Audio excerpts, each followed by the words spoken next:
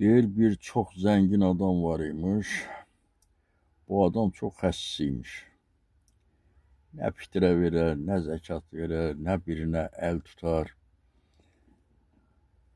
nə birinə yaxşılıq eləyərmiş. Hətta o qədər xəsis imiş ki, özünə xərcləməyə ürəyi gəlməzmiş.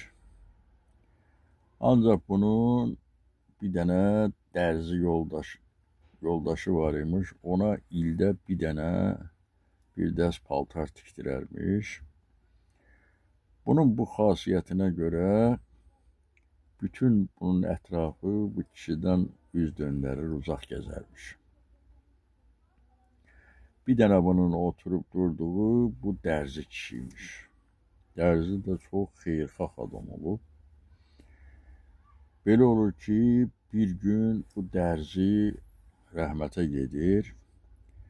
Dərzinin bir yaxşı cavan oğlu var imiş. Bu oğlan atasının yerinə keçir.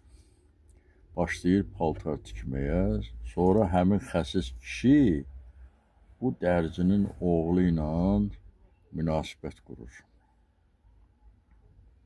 Belə olur, bir gün bu xəsis kişi xəstələnir, düşür yatağa. Həkim gətirirlər, həkim baxır, deyir ki, çox ömrü qalmayıb, tezliklə rəhmətə gedəcək.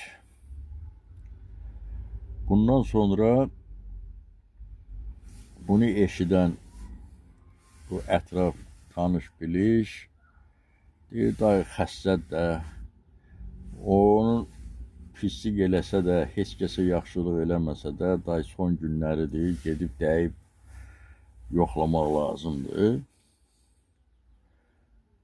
Bu dərzinin oğlu da bunu eşidib, gəlir bu kişiyə dəyməyə.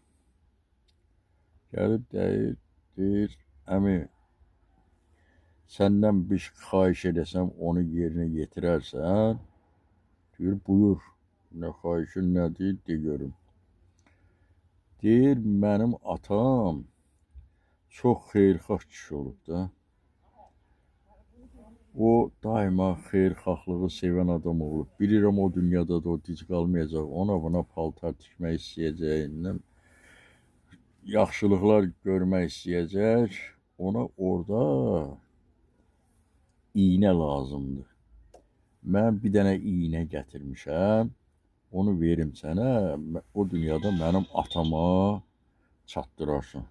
Deyir, bu nə sözdür? Ver mənə, aparıb çatdıraram atama. Bəli, dərzinin oğlu iynəni verir buna, çıxıb gedir. Dərzinin oğlu gedəndən sonra bu kişi fikirləşir ki, mən bu iynəni necə aparacam ora?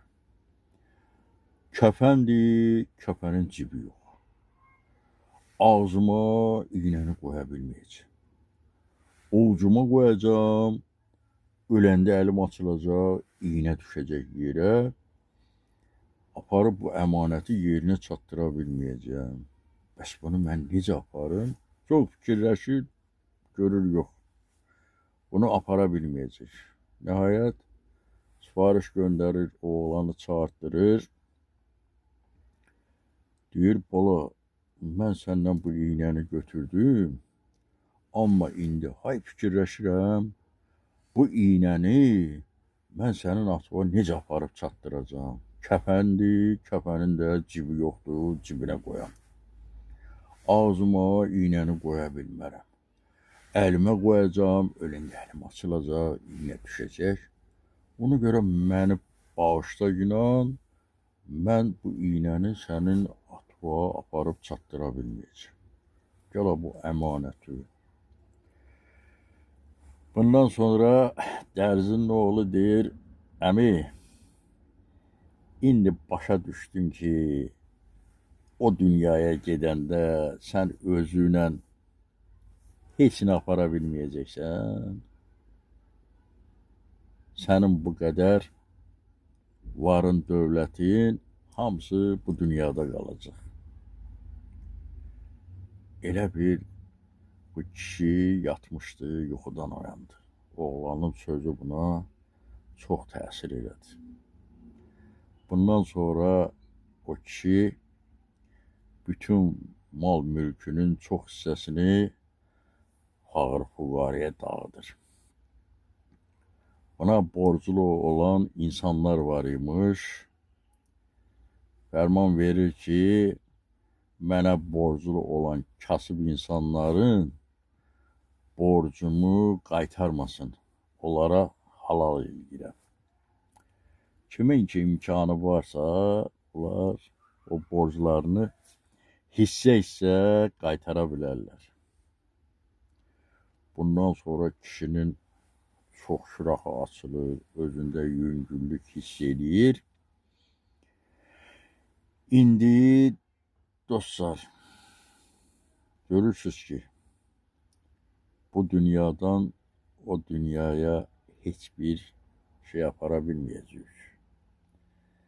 Allah Teala kimi sevib ona var dövlət nəsib edirsə, həmin var dövlətdən imkansızlara, fağır-füqarıya əl tutmağı gərəkdir.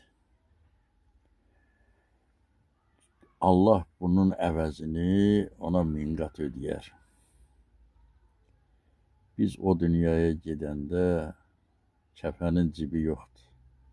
Heç nə apara bilməyəcəyik. O dünyaya apardığımız yalnız bizim bu dünyada qazandığımız əməllərimiz olacaq. Xoş o adamın halına ki, bu dünyadan öz müsbət əməlləri ilə köçəcək.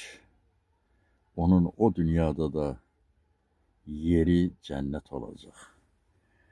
Diqqətinizə görə sağ olun.